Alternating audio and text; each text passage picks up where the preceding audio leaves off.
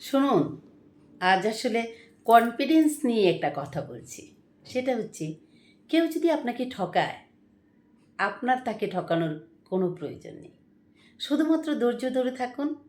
যে মানুষটা আপনাকে ঠকিয়েছে, সে নিজে একদিন ঠকবে। সে কখনো কোনো দিন ক্ষমা পাবে না। তার সবচেয়ে বেশি কঠিন শাস্তি হবে আখেরাতে।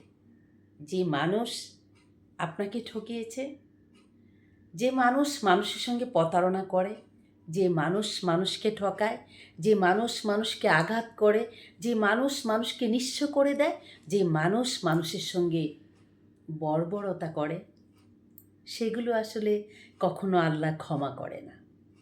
তার আখেরাতের জীবন হবে সবচেয়ে বেশি ভয়ঙ্কর জীবন। যে মানুষের সঙ্গে যে যা যা অন্যায় করেছে, সব কিছুর ফলাফল সে পাবে কবরে। কারণ মানুষ যখন একটা গাছের চারা রোপণ করে, তেমনি করে গাছের ফল সে পৃথিবীতে থেকে ভোগ করে। আর তেমনি করে যে মানুষ অনেক বেশি অপরাধ করে, সে মানুষই অপরাধের ফলাফল সে একদিন পাবে কোথায়? কবরের জীবনে। তাই ভাববেন না, প্রতিশোধ নেওয়ার জন্য হতাশ হয়ে যায়েন না। প্রতিশোধ পাওয়ার জায়গা তার একটি জায়গায় আছে, যেখান থেকে পালানোর কোনো সুযোগ নেই। সেটা কোথায়?